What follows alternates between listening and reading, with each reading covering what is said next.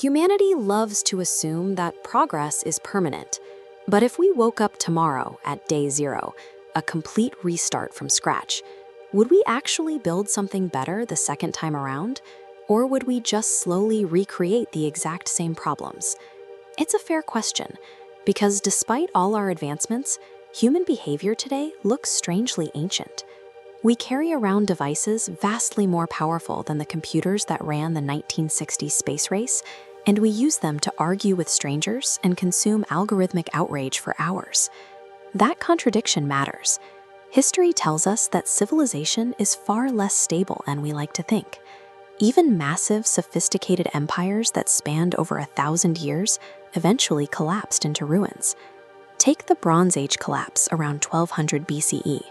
Multiple advanced Mediterranean societies essentially vanished within decades. Trade networks failed, cities were abandoned, and entire writing systems completely disappeared from the map.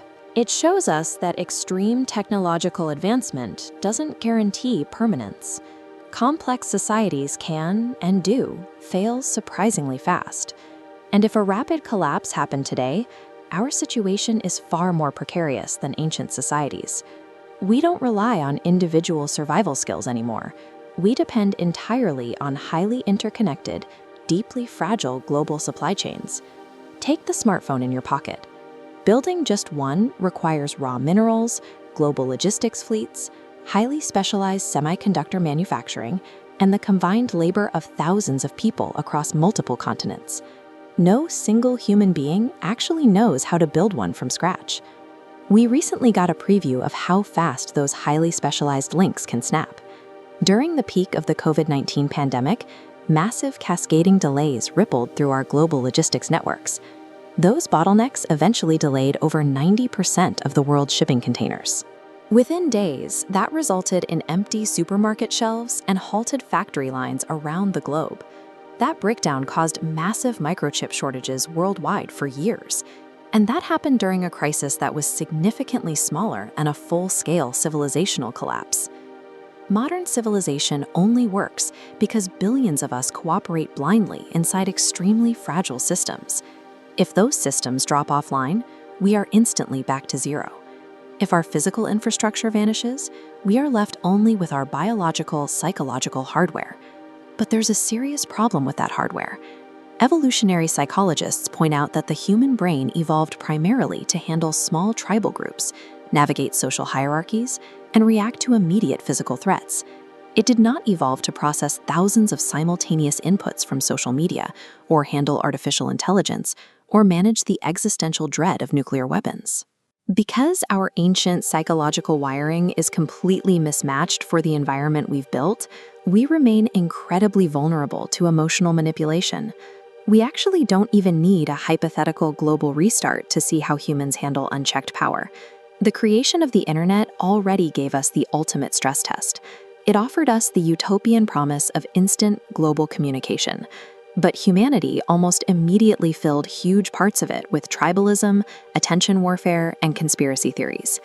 This chart visualizes the findings of a massive 2018 MIT study on social media. The data clearly shows that false news spreads significantly faster, deeper, and wider than true, verified information. The psychological mechanism behind that spread is highly predictable. Emotionally novel content captures our ancient attention systems far more effectively than dry, rational facts. When emotional reactivity replaces shared facts, it erodes the social stability required for cooperation. This instability repeatedly correlates with economic crises and polarization, historical environments where humans tend to become more tribal and turn toward authoritarian movements. When put under severe systemic pressure, our raw intelligence is often hijacked by these ancient instincts. In a post-collapse society, we wouldn't just rebuild smoothly. We would likely repeat our historical conflicts. Now, there is a very strong counter-argument to all of this. Modern humanity possesses recorded global knowledge. If even fragments of our science survived a collapse, we'd have a massive advantage ancient civilizations never had. And this graph highlights a genuine, undeniable trajectory of improvement. It plots global literacy rates skyrocketing from roughly 12% in 1820 to over 87% today. We've seen profound cultural and moral shifts alongside that education. Extreme poverty rates plummeted over the last 2 centuries. And slavery, a practice once normalized across almost every ancient society, became universally condemned on a global scale. So progress is real. We have verifiable proof that humanity is entirely capable of creating positive, large-scale systemic change over time. But that progress remains highly unstable, because while our tools get better, every new generation inevitably falls back into a modernized version of the exact same psychological traps. Which brings us back to our starting question. If humanity restarted tomorrow, pure intelligence alone wouldn't guarantee a better outcome for the world, because there is a massive gulf between accumulating vast technological knowledge and possessing the actual wisdom to manage it. We are living through a demonstration of how a species can hold more knowledge than any civilization in history, while remaining emotionally primitive in how they use it. The survival of modern civilization depends on our ability to evolve our wisdom fast enough to match the power we have already created.